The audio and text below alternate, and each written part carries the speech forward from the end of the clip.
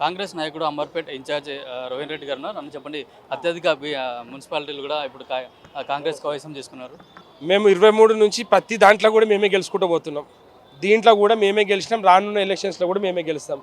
ఎందుకంటే ప్రజలందరూ కూడా రేవంత్ రెడ్డి గారి పరిపాలన, ప్రజాపాలన వైపే పబ్లిక్ అందరూ కూడా మొగ్గు చూపిస్తున్నారు, ఓట్లు వేస్తున్నారు.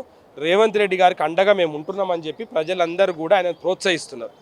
టీఆర్ఎస్ 10 సంవత్సరాలు చేసిన దురాఘాతాలకు, వాళ్ళ అహంకారానికి వాళ్ళు ఎన్నిసార్లు చెంపదెబ్బలు కొట్టినా కానీ కూడా వీళ్ళకి బుద్ధి వస్తలేదు.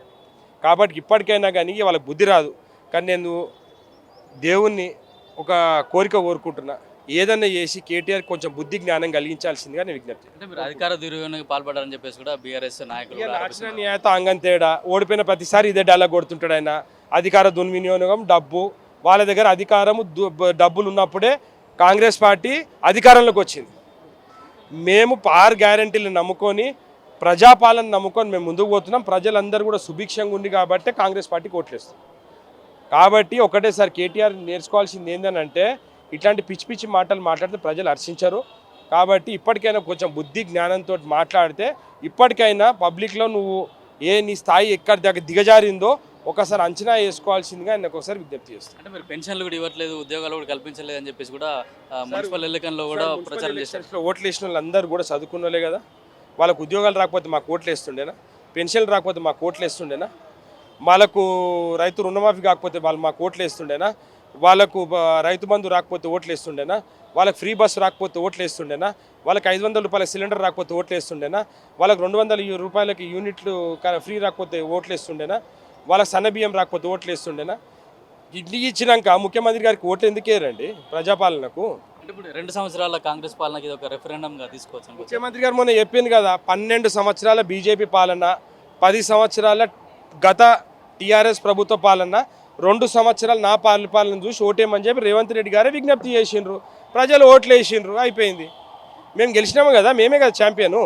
ఇప్పటికైనా కానీ వాళ్ళిద్దరు బుద్ధి తెచ్చుకోవాలని చెప్పి నేను అడుగుతున్నాను. బీజేపీలు కూడా పట్టణాలు అభివృద్ధి చెందాలంటే బీజేపీ తోటి సాధ్యమవుతుందని కూడా వాళ్ళు చెప్తున్నారు. 12 సంవత్సరాల నుంచి ఉన్నారు. ఏం బీకిరు మరి బీజేపీ వాళ్ళు? అమృత్ పథకం నిధులు తెచ్చామని చెప్తున్నారు. 12 సంవత్సరాల నుంచి వాళ్ళే కదా ₹1 ఇచ్చిండ్రా పట్టణాలకు. స్మార్ట్ సిటీలు అన్నారు. ఏ స్మార్ట్ సిటీ డెవలప్ చేసిండండి? ఈరోజు మేము వాళ్ళని నమ్ముకోలేదు. ముఖ్యమంత్రి గారు స్వయాన ఆయన నిధులతోటి ఆయన ఇన్వెస్ట్మెంట్లు తీసుకొచ్చి పట్టణాలను డెవలప్ చేస్తున్నాడు. కాబట్టి ప్రజలు రేవంత్ రెడ్డి గారు నమ్ముతున్నారు. 10-12 సంవత్సరాలు 10 సంవత్సరాలు ఇద్దరు కలిసినా కానీ కూడా పట్టణాలను డెవలప్ చేయాలి. రాబోయే జిహెచ్ఎంసీ ఎన్నికల్లో బ్రహ్మాండమైన మెజార్టీ తోటి కాంగ్రెస్ పార్టీ గెలుస్తుంది. 3 మేయర్లు మేమే ఉంటాము. ఈ 80% సీట్లు కూడా మేమే గెలుస్తాం. అంటే ఇక్కడ ఎమ్మెల్యేలు, కాంగ్రెస్ ఎమ్మెల్యేలు ఎవరు లేకుండా ఎట్లా గెలుస్తాను అనుకుంటున్నారు? రేవంత్ రెడ్డి గారు, మహేష్ కుమార్ గౌడ్ గారు ఉన్నారు కదండి. కాంగ్రెస్ పార్టీ ఉంది కదా, ప్రజాపాలన ఉంది కదా, చాలు మాకు. ఇప్పుడు తెలంగాణలో జరిగిన మున్సిపల్ ఎన్నికల్లో అత్యధిక స్థానాలు కాంగ్రెస్ గెలుచుకోవడం పట్ల కూడా ఇదంతా కేవలం రేవంత్ రెడ్డి అట్లాగే కాంగ్రెస్ పాలనకి ఇది ఒక రెఫరెండంగా చెప్తున్నారు. రానున్న జిహెచ్ఎంసీ ఎన్నికల్లో కూడా 3 కార్పొరేషన్లు ఏవైతే ఉన్నాయో అవన్నీ కూడా కాంగ్రెస్ పార్టీ కైవసం చేసుకుంటుంది. జిహెచ్ఎంసీ పైన కూడా కాంగ్రెస్ జెండా రెపరెపలాడుతుందని చెప్పేసి కూడా కాంగ్రెస్ నాయకులు చెప్తున్నారు. కెమెరామ్యాన్ శ్రీకాంత్, కిరణ్ కుమార్, పల్లవి టీవీ, గాంధీ భవన్, హైదరాబాద్.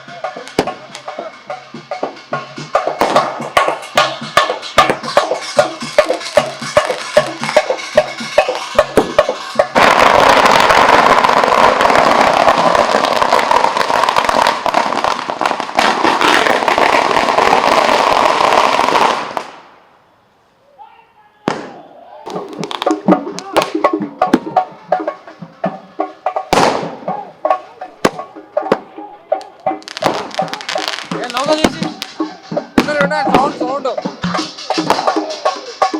రానా ఏం